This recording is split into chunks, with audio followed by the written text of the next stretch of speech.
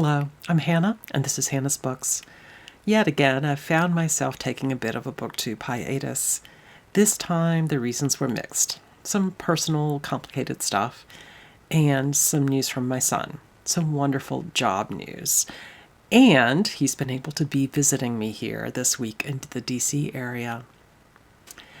When I first saw David's tag over at his channel Polyglot Reading, the Memento Mori Tag, I knew I wanted to share my answers. And when Heather at Heather Reads tagged me, and then Steve Donoghue did, I finally sat myself down in front of my camera.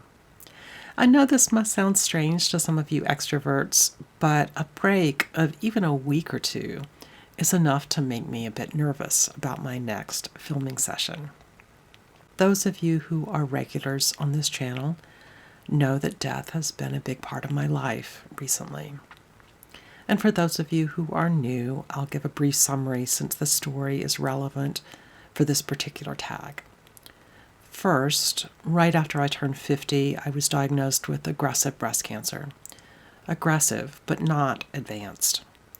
My spouse David and I spent a lot of time talking about our mortality. After a year of intense treatment, my oncologist called me a nerd, someone with no evidence of residual disease. And he also reminded me of the high rate of recurrence for my particular kind of breast cancer. Just 2 weeks or so after my status as a nerd began, at least this particular kind of nerd, David, then 50 himself, was diagnosed with glioblastoma, terminal brain cancer, which has an average life expectancy of little more than a year. Amazingly, wonderfully, he lived for nearly 5 years after his initial diagnosis. But last summer he died, a little more than a week before he would have turned 55. I am, of course, extremely sad that David died. I say that I am extremely sad, and I very much am. But at the same time, it brings me so much joy to talk about David very openly, to reminisce about things we did together, even to talk about the books we both enjoyed, or the books about which we fervently disagreed.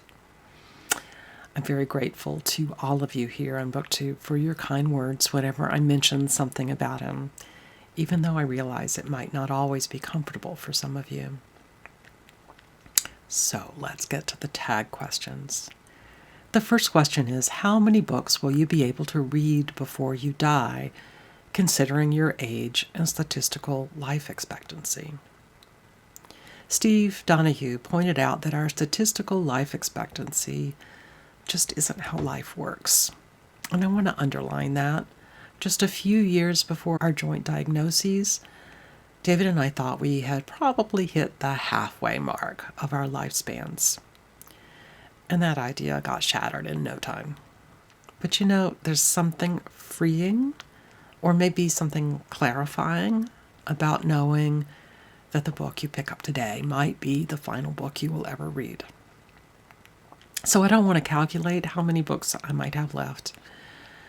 As I've dealt with a bit of health issue over the last few weeks, in fact, it's occurred to me that the number might be very small indeed.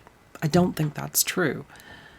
But even for people who don't have any specific reasons to think our lives might be short, our lives might very well be shorter than we imagine. I said that we never know what might be the final book we'll read. David actually decided what he wanted to be the last book he would read. From the time I first met David, when we were in our early 20s, he swore that the book he hated most in the world was Thomas Hardy's Tess of the D'Urbervilles, which he'd read in high school. I read Tess for the first time when I was starting to recover my ability to read following months of chemotherapy. And I absolutely loved the book and found it totally fascinating. As I talked about it with him over and over again, David looked at me with total confusion, realizing that he had never read the book I was gushing on and on and on about. Fast forward to the early summer of 2022, when we were in Boston for our son's college graduation. Despite the fact that David's latest MRI looked pretty good, his symptoms were getting worse very quickly. Signs of cancer progression. As we made our way through the carts and carts of books at the outdoor sale lot at the Brattle Bookshop in Boston, David ran across a collection of Thomas Hardy books. I promise you that even if it's the last thing I do, I will read Tess of the D'Urbervilles for you, he said.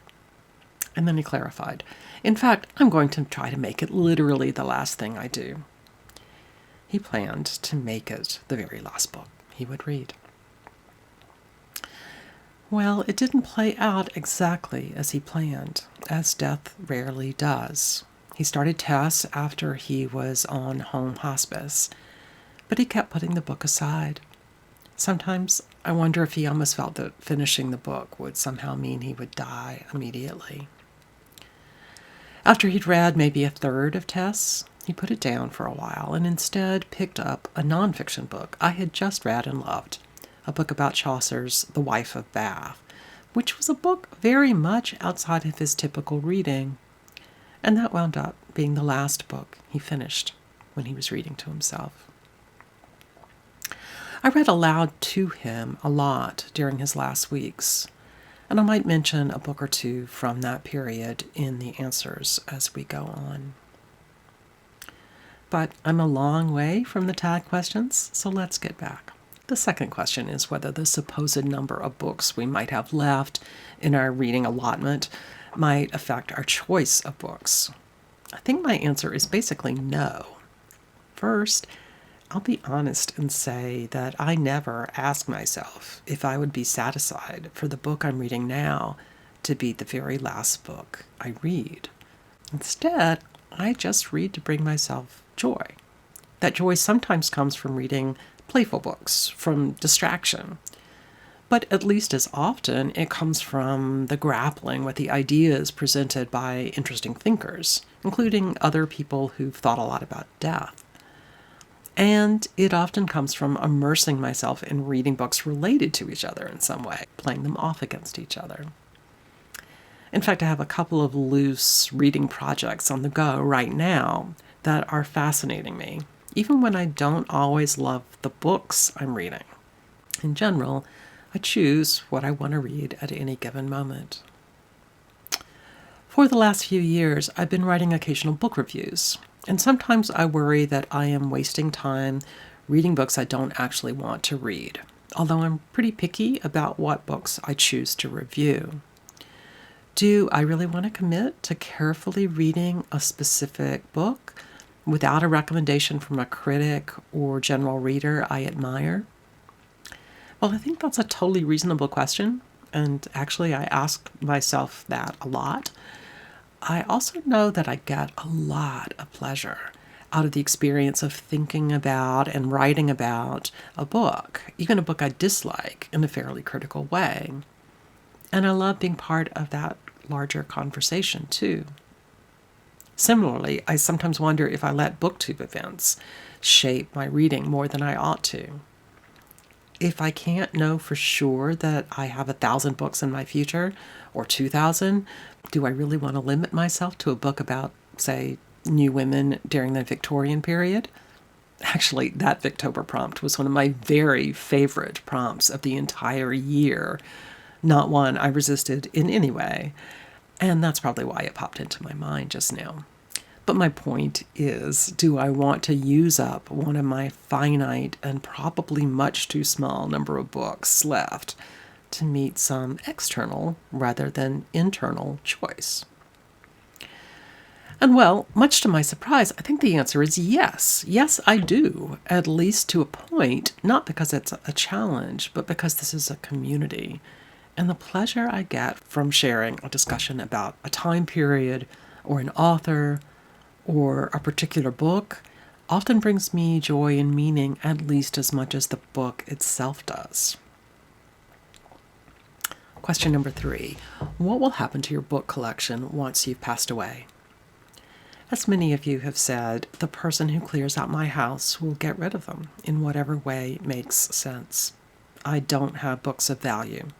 I have mostly paperbacks or used hardcovers, and I have a tendency to write in my books, a subject that has recently come up here on BookTube and which I want to respond to at some point. So my books are worth almost nothing. I assume some will be dropped at little free libraries around my neighborhood, and some will be donated to the public library book sale. I assume there are a handful of books my son will want to keep, and perhaps there are a handful that might be worth selling for just a few dollars at the used bookstore in our area, but not much more than that. My library is for me. If it gets dispersed, I don't mind at all. I love the idea that someone will take a chance on some old book of mine because it was free in a little free library. That idea makes me really happy, actually.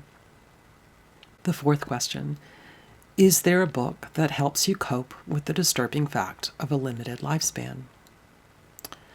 I'm not disturbed by my limited lifespan. Steve Donoghue suggested that a great deal of his worry is not about crossing the line into death, but instead he worries about the last few weeks, the time when people who are dying are often suffering or are often in need of a lot of physical help from their loved ones, and when people often are not really themselves anymore. I certainly understand that. Being with David convinced me that not the last few hours, but the last few weeks can be horrendous. Our state, Maryland, is currently debating whether medical aid in dying should be legal here. That is the idea that with very strict oversight, dying people could use lethal medications to end their lives before suffering becomes too great. As both a patient and a physician, David was very much in favor of that legislation. So I definitely understand when Steve talks about being afraid not of death itself, but of the last part of the dying process. For me, while I know that period is really difficult, there's something predetermined about what will happen during those last few weeks, at least to a degree. I think the thing that scares me even more, at least at this point in my life, is what happens after a very serious diagnosis, where extending life might still be the immediate goal. For example, if I were to receive a diagnosis of extensive metastatic cancer or something like that, I'm not certain I would have the strength of will right now to go through difficult treatments that I know will eventually fail on the soon side or perhaps later. What a draining feeling that is, to drag out a really long decline. Of course, the thing that worries me most of all, and that I suspect worries many of us, is how our deaths might hurt the people we love, especially if they're still dependent on us. David was so worried about leaving me alone, about not being able to parent our son through his first moves from college into independent adulthood. He was upset that he wouldn't be able to care for his aging mother when she needed it. He was upset that he wouldn't be able to look after his special needs brother, and that he couldn't reassure his mother when she was thinking about her own death that he would be able to take care of his brother. I know some of the particular thoughts might apply more to people who are still in the so-called middle years of their lives than they might to people facing death when they are much older. That is, young or middle-aged dying people are sometimes concerned about not being a provider for their loved ones, while I think much older people are sometimes more concerned about not being a burden on their loved ones. But let's go back to the prompts. Question number 5. Which book on this topic do you consider the most witty or entertaining one? I'm not really answering this question in the way intended, but merely taking inspiration from the most witty wording here. And that's the book Wit by Margaret Edson. It's a play which won the Pulitzer Prize for Drama, I believe. And it's the story of a woman, an English professor, who's dying of advanced ovarian cancer. It isn't a funny book at all. despite the implication of its title. But it's about both the occasional arrogance and insensitivity of physicians and other medical professionals, as well as the importance of compassion and connection and love at the end of our lives. The sixth question: do you have a specific nonfiction book on the topic of death that you'd like to recommend? I'll name two. One is Atul Gawande's Being Mortal, a book about how a surgeon comes to terms with the ideas that pursuing aggressive treatment at the clear end of life steals a certain dignity from patients. He recognizes the power of using those last few weeks or more to focus not on treatment, but on embracing those connections and expressing that love. And what he knows as a physician is that that doesn't shorten people's lives on average. And in fact, it sometimes expands that time. What he knows is that how people live during the end-of-life period is so frequently more important to them and to their loved ones than how long they live. The second book I want to recommend is more personal, and that's the beautiful memoir by Nina Riggs called The Bright Hour. Riggs, a poet and essayist, writes about her experience of diagnosis with breast cancer when she was 37, with 2 young children and a spouse she loved. She's figuring out how to live in the face of impending death, about marriage and about motherhood, and even about Ralph Waldo Emerson and Montaigne. It's a beautiful book that I came across at just the right moment. Question number 7. Humor can be helpful to confront death. Do you have a favorite witty quote on this topic? Not really, or at least not really witty. How about Kafka's line? The meaning of life is that it stops. Actually, I want to mention a poem that David Novak talks about in his version of this tag. Dylan Thomas's Do Not Go Gentle into This Good Night. I seem to read this poem differently from the way other people do. It really seems to me that Thomas is using that recurring line in different ways, in different stanzas, feeling really conflicted about its truth. The first stanza does indeed suggest that people, in the abstract, should resist death, even when it's undeniably about to happen. But the following stanzas imply to me that people ought to accept the reality of mortality, and only in practice, not in wisdom, rage against the dying of the light. The last stanza is personal here, a son talking to his dying father. And I don't think he's telling him to rage against the light because it's the right thing to do. He's saying it because he himself is heartbroken watching his father die and doesn't want him to leave.